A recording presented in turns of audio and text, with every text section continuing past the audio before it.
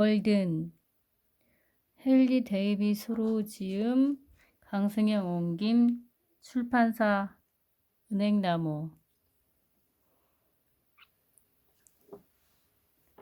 아픈 사람에게 의사는 현명하게도 공기와 장소를 바꿔볼 것을 권한다. 여기 이곳만이 세상의 전부가 아니니 천만다행한 일이 아닌가. 치렵스는 내 잉글랜드에서는 잘하지 않고 흉내 집박의 울음소리를 이곳에서는 거의 들을 수 없다. 기러기는 인간들보다 더 세계인에 가깝다. 그는 캐나다에서 아침 식사를 하고 점심은 오하이오 강에서 먹으며 밤에는 남부지방의 늪에서 날개를 가다듬고 잠자리에 든다. 들소마저도 어느 정도는 계절과 보조를 맞추고 있다. 그가 콜로라도 강변의 초원에서 풀을 뜯는 것은 옐로스톤 강변의 풀이 좀 더 푸르러지고 먹음직스럽게 되어 그를 기다릴 때까지만인 것이다. 그러나 우리는 농장에 나무 울타리를 헐고 돌담이라도 쌓으면 그 후로는 우리의 인생의 한계가 그어지고 운명이 결정된 것으로 생각한다. 만약 당신이 의비석유로 선출이라도 된다면 당신은 이번 여름에 티엘라델푸에고에 가는 일은 불가능한 것으로 단정해버린다. 하지만 그럼에도 불구하고 당신은 지옥의 불의 나라에 가게 될지는 모른다. 우주는 우리들이 보기보다는 광대한 것이다. 우리는 호기심 많은 선객처럼 우리가 탄 배의 난간 너머로 자주 밖을 내다보아야 할 것이며 뱃밥이나 만들고 있는 우둔한 선원처럼 항해를 해서는 안 될 것이다.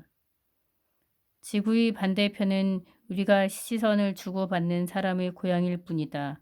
우리의 항해는 단지 대권 항해에 지나지 않으며 의사는 단지 피부병에 대한 약 처방을 해줄 뿐이다.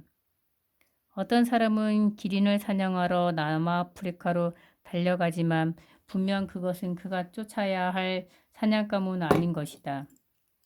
정말이지 그렇게 할 수 있다 하더라도 얼마 동안이나 기린을 쫓아다닐 것인가.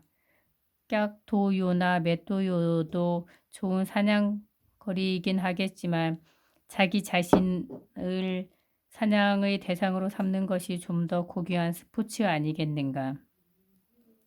그대의 눈을 안으로 돌려보라. 그러면 그대의 마음속에 여태껏 발견 못하던 1000개의 지역을 찾아내리라. 그곳을 답사하라. 그리고 자기 자신이라는 우주학의 전문가가 되라. 아프리카는 그리고 서부는 무엇을 의미하는가? 우리들의 자신의 내부는 해도 위에 하얀 공백으로 남아있지 않는가? 하기야 우리의 내부도 발견하고 나면 해안 지방처럼 까맣다는 것이 드러날지는 모르지만 우리가 발견하려고 하는 것이 단지 나일강과 니제르 강과 미시시피 강의 수원이거나 미국 대륙의 서북 항로란 말인가. 이런 것이 인류에게 가장 중대한 문제란 말인가. 행방불명이 되어 아내가 애타게 찾고 있는 것이 과연 프랭클린의 한 사람뿐인가. 그린랜시는 지금 자기 자신이 어디에 있는지 알고 있는가. 차라리 당신 내부에 있는 강과 대양을 탐색하는 멍고파크, 루이스와 클라크 또는 프로비셔 같은 사람이 되도록 하라. 당신 내부에 있는 보다 더 위도가 높은 지역을 탐험하도록 하라. 필요하다면 식량으로 고기통 조림을 배에 싣고 가도록 하며 빈 깡통은 표지용으로 높이 쌓아 올리도록 하라. 고기 통조림이 단지 고기를 보존하기 위하여 발명된 것인가? 진실로 바라건대 당신 내부에 있는 신대륙과 신세계를 발견하는 콜럼버스가 되라. 그리하여 무역을 위해서가 아니라 사상을 위한 새로운 항로를 개척하라. 각자는 하나의 왕국의 주인이며 그에 비하면 러시아 황제국의 대제국은 보잘것없는 작은 나라에 의해 남겨진 풀더미에 불과하다. 그러나 자기 자신에 대하여 아무런 존경심을 갖지 않는 사람이 애국심에 불타서 소를 위해 대를 희생시키는 일이 있다. 그들은 자기 무덤이 될 땅은 사랑하지만 지금 당장 자신의 육신에 활력을 줄 정신에 대해서는 아무런 공감을 느끼지 못하고 있다. 이런 사람들에게 애국심은 그들이 머리를 파먹고 있는 구덕이라고 할 수 있으리라. 화려한 시가 행진을 벌이고 많은 비용을 들여 떠나보낸 저 남해 탐험가의 의미하는 바는 무엇인가? 그것은 정신세계에도 대륙들과 바다들이 있으며 각 개인은 여기에 연결된 지역이자 자금만이지만 아직 자신에 의해 탐색되지 않고 있다는 사실과 그리고 각 개인이 바다 각자의 내부에 있는 대서양과 태평양을 탐험하는 것보다는 정부가 제공한 배를 타고 500명의 대원들을 지휘하면서 추위와 폭풍우와 식인종과 싸우며 수천 마일을 항해하는 편이 더 쉽다는 사실을 간접적으로나마 시인하는 것이다. 그들이 떠돌아다니다 저 이국적인 호주인을 구경하고 싶으면 하라고 내버려 두라. 나는 신에 속한 것을 더 많이 가지고 있고 그들은 길에 속한 것을 더 많이 가지고 있으니 아프리카의 잔지바르 섬의 고양이 수를 세기 위하여 세계 일주를 할 필요는 없다. 그러나 달리 더 좋은 일이 생길 때까지는 그것이라도 하는 편이 나으며 그러는 도중 당신은 마침내 지구의 내부로 통하는 심스의 구멍을 발견할지도 모른다. 영국과 프랑스, 스페인과 포르투갈, 황금해안과 노예해안은 모두 이 개인의 바다에 접해 있다. 그러나 어떤 배도 감히 이 개인의 배를 항해하여 육지보다 보이지 않을 때까지 항해한 적이 없다. 분명히 그것이 인도로 직접 통하는 길인데도 말이다. 만약 당신이 모든 나라의 말을 하고 모든 나라의 습관을 배우고자 한다면 그리고 그떤 여행가보다 더 멀리 여행하고 모든 풍토에 익숙해지며 스핑크스의 수수께끼를 풀어서 그로 하여금 자신의 머리를 바위에 부딪혀 죽게 만들려고 한다면 옛 철인의 가르침을 받아들여 당신 자신을 탐험하라.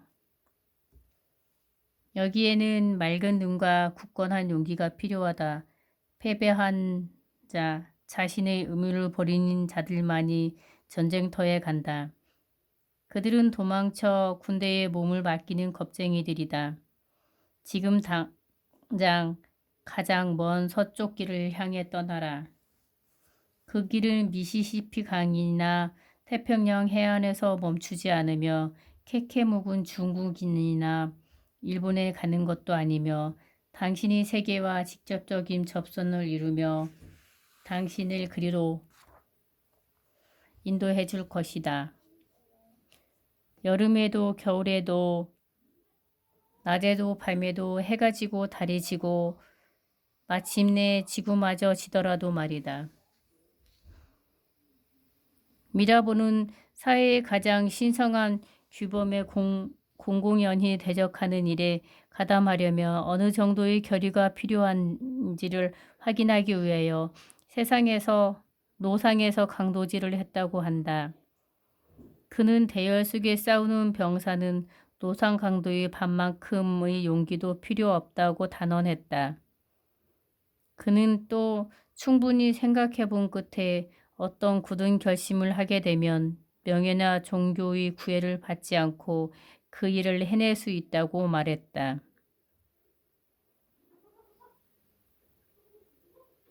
충분히 생각해 본 끝에 어떤 굳은 결심을 하게 되면 명예나 종교의 구애를 받지 않고 그 일을 해낼 수 있다고 말했다. 세속적인 견지에 보면 그의 말은 남자다운 데가 있다. 그러나 그것은 자포자기는 아닐지라도 한가롭기 짝이 없는 말이다.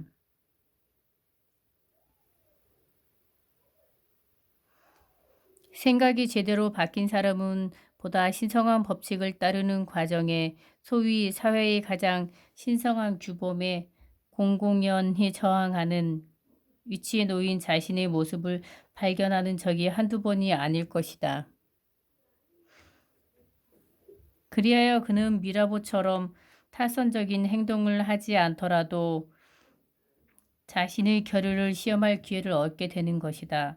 사회에 대해 무조건 저항적인 태도를 취하는 것이 한 인간의 의무는 아니다. 자기 내부의 법칙을 따르는 과정에서 자신이 취하게 되는 태도를 그것이 어떠한 것이건 간에 견지하는 것이 그 의무이다. 그리고 그 자세는 올바른 정부, 만약 정부가 있다면 올바른 정부에 대해서 결코 반항적인 자세가 아닐 것이다.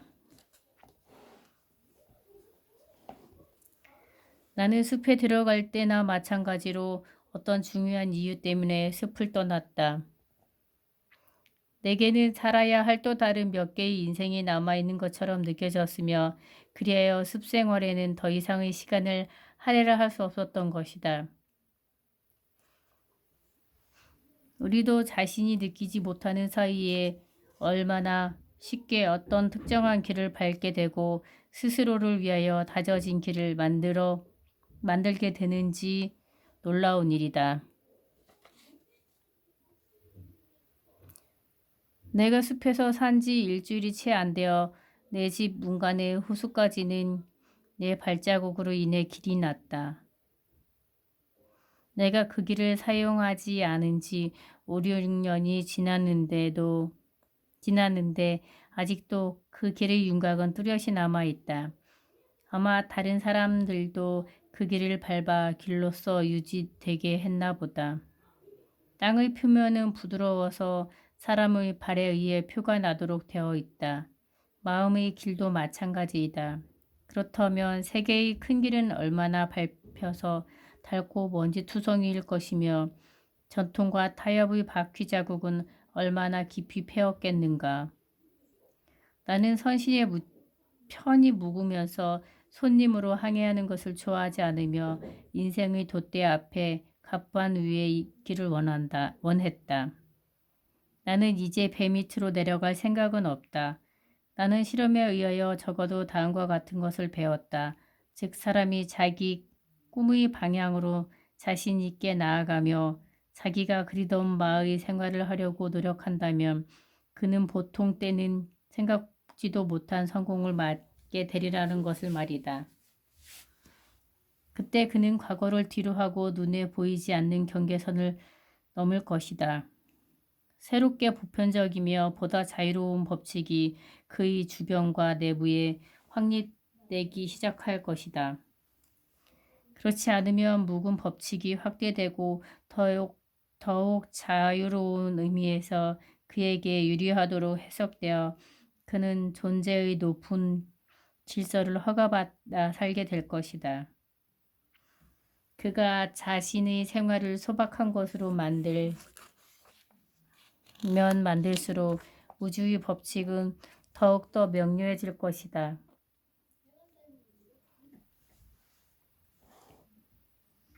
이제 고독은 고독이 아니고 빈곤도 빈곤이 아니며 연약함도 연약함이 아닐 것이다. 만약 당신이 공중에 누각을 쌓았더라도 그것은 헛된 일이 아니다. 누각은 원래 공중에 있어야 하니까. 이제 그 밑에 토대만 쌓으면 된다. 영국인이나 미국인들은 그들이 당신의 말을 알아들을 수 있도록 당신이 말을 평이하게 하기를 요구한다. 그러나 그것은 우스꽝스러운 요구이다. 사람이든 버섯이든 그런 식으로 자라나지 않는다. 마치 그들이 당신을 이해하는 것이 중요한 일이며 그들 이외에는 당신은 이해할 사람이 없는 듯한 태도이다. 마치 대자연이 한 가지의 이해 방법만을 지지한다는 듯한 태도이며 또 대자연이 네발 짐승들과 동시에 새들을 땅을 기는 생물들과 동시에 하늘을 나는 생물들을 먹여 살리지 못한다는 듯한 태도이다. 그것은 소가 알아듣는 일어나 "워가 가장 훌륭한 말이라고 생각하는 태도이다. 또한 안전이라는 것은 우둔 속에만 있다는 듯한 태도이다. 그러나 내가 가장 두려워하는 것은 나의 표현이 충분히 상괴를 벗어난 것이 되지 못하지나 않을까 하는 것이다. 내가 확신하고 있는 진리를 알맞게 표현할 수 있도록 나의 일상적인 경험은 좁은 한계를 벗어나 멀리 나아가지 못하지는 않을까 하는 것이다.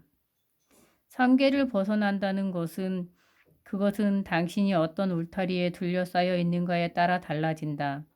새로운 풀밭을 찾아서 다른 위도로 옮겨가는 뒷수는 젖잘 시간에 통을 차서 둘러엎고 울타리를 뛰어넘어 제 새끼가 있는 곳으로 달려가는 암소만큼이나 상계를 벗어나는 것이 아니다. 상계를 벗어나는 것은 아니다.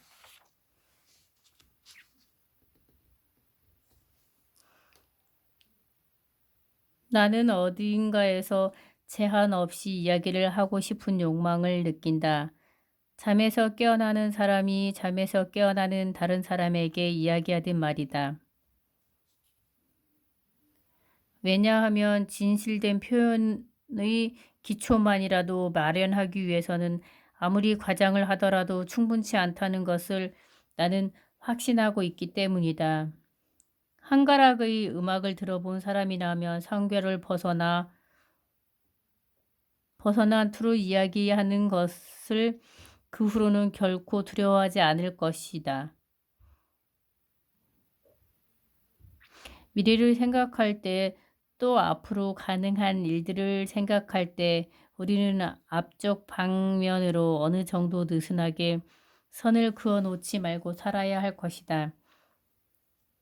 그쪽의 우리의 윤곽을 희미하고 막연한 것으로 담아 남겨두어야 할 것이다.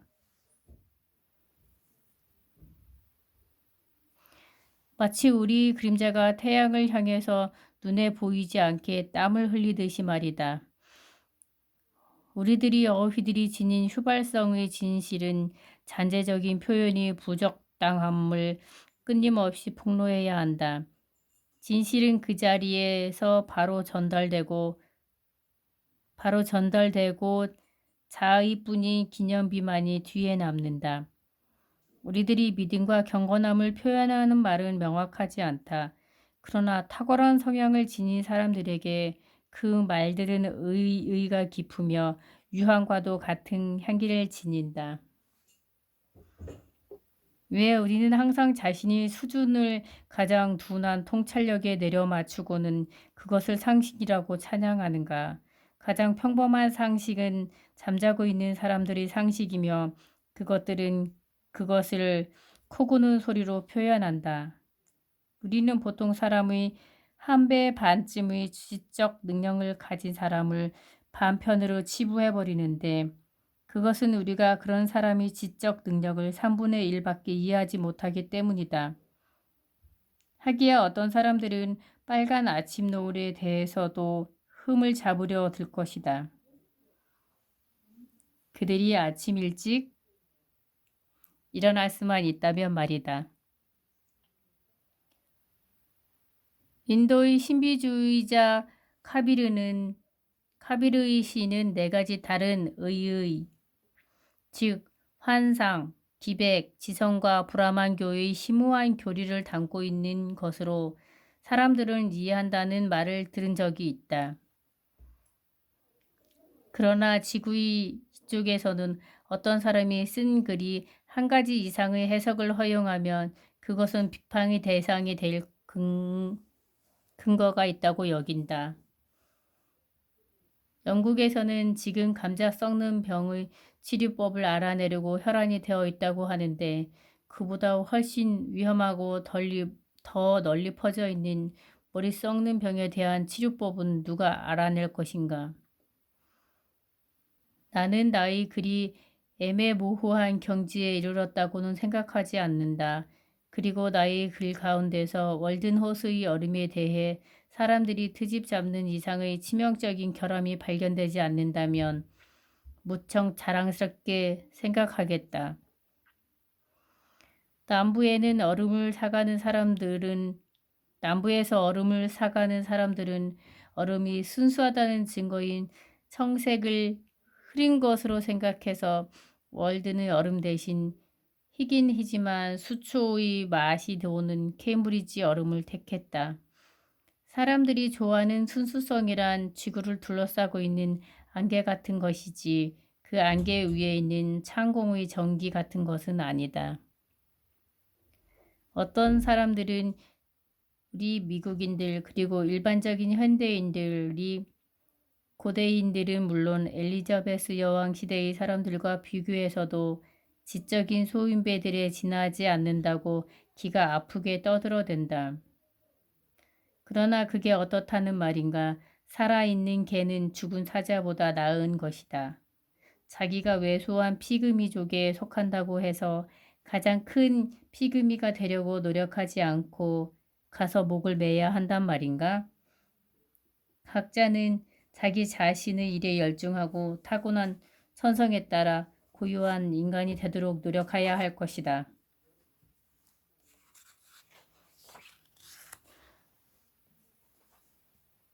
왜 우리는 성공하려고 그처럼 필사적으로 서두르며 그처럼 무모하게 일을 추진하는 것일까? 어떤 사람이 자기 또래들과 보조를 맞추지 않는다면 그것은 아마 그들과는 다른 고수의 북소리를 듣고 있기 때문일 것이다. 그 사람으로 하여금 자신이 듣는 음악에 맞추어 걸어가도록 내버려둬라. 그 북소리의 박자가 어떻든 또 그 소리가 얼마나 먼 곳에서 들리든 말이다. 그가 꼭 사과나무나 떡갈나무와 같은 속도로 성숙해야 한다는 법칙은 없다. 그가 남과 보조를 맞추기 위해 자신의 봄을 여름으로 바꾸어야 한단 말인가. 우리 전성에 맞는 여러 여건이 아직 갖추어지지 않았다면 대신 끌어다 댈 수 있는 현실은 무엇인가? 우리는 헛된 현실이라는 암초에 우리 배를 난파시켜서는 안 되겠다. 우리가 애를 써서 머리 위에 청색 유리로 된 하늘을 만들어 본들 무슨 소용이 있겠는가? 그것이 완성된다 하더라도 우리는 분명 그런 것은 없다는 듯이 그 훨씬 그 너머로 전기에 가득 찬 진짜 하나를 바라볼 것인데 쿠우르에는 완전을 괄거던 한 장인이 있었다. 어느 날 그는 지팡이를 만들려는 생각을 하게 되었다. 불완전한 일에는 시간이 한 요소가 되겠으나 완전한 일에는 시간이 문제가 되지 않는다고 생각한 그는 비록 한평생 딴 일은 아무것도 못하는 한이 있더라도 모든 점에서 완벽한 지팡이를 만들리라고 스스로에게 다짐했다. 부적당한 재료를 써서는 안 되겠다고 결심했으므로 그는 제목을 구하러 즉시 숲으로 떠났다. 그가 쓸만한 나무 하나하나를 살피다가 퇴짜를 놓는 사이에 그의 친구들은 점차로 그의 옆을 떠났으니 그들은 각자의 일을 하다 늙어서 죽었던 것이다. 그러나 그는 조금도 늙지 않았다. 한 가지 목표를 추구하는 그의 결심과 숭고한 믿음이 자신도 모르는 사이에 그에게 영원한 젊음을 주었기 때문이다. 그는 시간과 어떠한 타협도 하지 않았으므로 시간은 그의 길에서 비켜나 그를 굴복시키지 못한 것을 한탄하며 멀리서 한숨만 지을 뿐이었다. 그가 모든 점에서 알맞은 제목을 찾아왔을 때 쿠우르는 폐허가 된 지 이미 오래였다. 그는 그 폐허의 어느 흙 둔덕에 앉아 지팡이를 깎기 시작했다. 지팡이 모양이 채 갖추어지기도 전에 칸다하르 왕조가 망했다. 그는 지팡이 끝으로 모래 위에 그 왕조 마지막 왕의 이름을 쓰고는 다시 일을 계속했다. 그가 지팡이를 매끄럽게 다듬어 놓았을 때 칼판은 이미 북극성이 아니었다. 그리고 그가 지팡이 끝에 쇠붙이를 달고 보석으로 장식된 지팡이의 손잡이 부분을 달았을 때 브라흐마 신은 수없이 잠들었다 깼던 것이다. 그런데 지금 내가 왜 이런 이야기를 하는 것인가? 그의 작품의 마지막 손길이 가해지자 지팡이는 깜짝 놀라는 장인의 눈앞에서 브라흐마 신의 창조물 가운데 가장 아름다운 것으로 승화되어 갔다. 그는 지팡이를 만드는 가운데 새로운 체계, 충실하고도 균형 잡힌 새로운 세계를 만들어낸 것이다. 그리고 옛 도시들과 왕조들은 사라졌지만 그보다도 더 아름답고 영광스러운 도시들과 왕조들이 그 안에 자리를 잡고 있었다. 그리고 그제야 그는 발밑에 수북히 쌓여있는 나무 깎은 부스러기를 내려다 보았는데 그것들이 아직도 생생한 것을 보고 이제까지 시간의 경과는 단지 하나의 환각에 지나지 않았으며 브라흐마 신의 두뇌에서 나온 한 섬광이 인간 두뇌의 부식깃에 떨어져 불붙은 시간에 지나지 않는다는 것을 깨달았다. 그의 재료가 순수했고 그의 기술도 순수했으니 그 결과가 경이로운 것 외에 무엇일 수 있겠는가?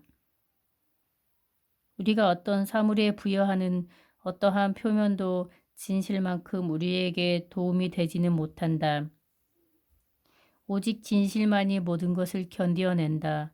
대체로 우리는 우리가 있어야 할 곳에 있지 않고 거짓된 입장에 있다. 천성의 어떤 약함 때문에 우리는 하나의 사정을 지레짐작하고 우리를 그 속에 맞추어 넣어버린다. 그러므로 우리는 동시에 두 가지 사정에 처해 있으며 거기서 빠져나오기란 두 배나 어려운 것이다. 정신이 온전할 때 우리는 사실만을, 즉 실제로 존재는 사정만을 응시한다. 당신의 의무감으로 느끼는 것을 말하지 말고 진실로 내부에서 느끼는 것을 말하라. 어떤 진실도 거짓보다는 낫다. 댐장이 탐 하이드는 교수대에 섰을 때 무슨 할 말이 있느냐고 질문을 받았다. 그때 그는 다음과 같이 말했다고 한다. 재봉사들에게 최초의 한반을 꿰매기 전에 실끝을 매듭짓는 것을 잊지 말라고 전해주시오. 그 옆에서 기도를 드리고 있던 동료의 기도의 말은 전해 있지 않다. 당신의 인생이 아무리 비천하더라도 그것을 똑바로 맞이해서 살아가라. 그것을 피하든가 욕하지는 마라. 그것은 당신 자신만큼 나쁘지 않다. 당신이 가장 부유할 때 당신의 삶은 가장 빈곤하게 보인다. 흠을 잡는 사람은 천국에서도 흠을 잡을 것이다. 당신의 인생이 빈곤하더라도 그것을 사랑하라. 당신이 비록 구빈원의 신세를 지고 있더라도 그것에서 유쾌하고 고무적이며 멋진 시간들을 가질 수 있다. 지는 해는 부자의 저택이나 마찬가지로 양로원의 창에도 밝게 비친다. 봄이 오면 양로원 문 앞의 눈도 역시 녹는다. 인생을 차분하게 바라보는 사람은 그런 곳에 살더라도 마치 궁전에 사는 것처럼 만족한 마음과 유쾌한 생각을 가질 수 있을 것이다. 때때로 마을의 가난한 사람들이 가장 독립적인 생활을 하는 것 같은 생각이 들 때가 있다. 어쩌면 그들은 기분을 상하지 않고 남의 도움을 받아들일 만큼 마음이 넓은 것인지도 모른다. 대부분의 마을 사람들은 자신들이 마을의 경제적 도움을 받는 것을 상상할 수 없는 일로 생각하고 있다. 하지만 그중 여러 사람들이 부정한 방법으로 돈을 벌어 생활하고 있으며 그것은 훨씬 불명예스러운 일인 것이다. 셀비어 같은 약초를 가꾸듯 가난을 가꾸어라. 옷이든 친구이든 새로운 것을 얻으려고 너무 애쓰지 마라. 헌옷은 뒤집어서 다시 짓고 옛 친구들에게로 돌아가라. 사물은 변하지 않는다. 변하는 것은 우리들이다. 옷은 팔더라도 생각은 그대로 간직하라. 신은 당신을 외롭지 않도록 보살펴 줄 것이다. 만약 내가 날마다 온종일 거미처럼 다락방의 한 구석에 갇혀 있더라도 나의 생각만을 잃지 않는다면 세상이 조금이라도 좁아진 것으로 생각되지 않을 것이다. 철학자는 말했다. 3군으로 된 큰 군대라도 그 우두머리를 사로잡으면 무너뜨릴 수 있으나 필부일지라도 그의 지조를 빼앗을 수는 없다고. 자신을 개발하기 위하여 서두른 나머지 수많은 영향력에 자신을 내맡기지 마라. 그것도 일종의 무절제이다. 겸손은 어둠이 그러하듯이 천상의 빛을 드러나게 한다. 가난과 옹색함의 그림자는 우리 주위에 드리워 있지만 그런데 보라, 창조는 우리 시야에 전개되어 간다. 부자로 유명했던 크루이소스의 왕의 재산을 우리가 물려받는다 하더라도 우리 목적은 전과 다름없을 것이며 우리 수단 역시 본질적으로 크게 달라지지 않을 것이다. 당신이 가난하기 때문에 활동 범위에 제한을 받더라도 예를 들어 책이나 시물을 살 수 없는 형편이 되더라도 당신은 가장 의미 있고 가장 중요한 경험만을 갖도록 제한되는 것에 지나지 않는다. 당신은 가장 많은 당분과 가장 많은 전분을 내는 재료만을 다루도록 강요를 받게 된 것이다. 뼈 가까이에 있는 살이 맛있듯이 뼈 가까이의 검소한 생활도 멋진 것이다. 당신은 인생을 빈둥거리며 보내지 않도록 보호받게 된 것이다. 어떤 사람도 높은 수준의 정신생활을 하는 것으로 인해 낮은 차원에서 손해를 보지는 않는다. 남아 돌아가는 부는 쓸모없는 것들밖에 살 수 없다. 영혼에게 필요한 단 한 가지 필수품을 사는 데는 돈이 필요 없다. 내 집 벽은 한쪽이 나무로 되어 있는데